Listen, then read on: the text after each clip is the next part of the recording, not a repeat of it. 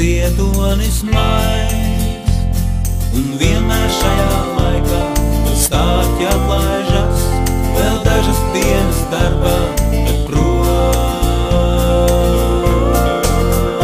jāpošas. Bet kur, lai es dodos, kad brīvdienas klāt, vai traukt man autiņā savā, vai sēsties eirplēnā, kas savukārt nolaižas kādā salā, vai tepat atpūsties dzimtenē savā, līkloču upes malā, jo ziedošās pļavas un dzintara krasts nav sliktāks kā Dienvidu salās. Vai tiešām tā jau tik ļoti ir aizsteidzies laiks? Vēl dažas dienas būs beidzies mans brīvdienu laiks.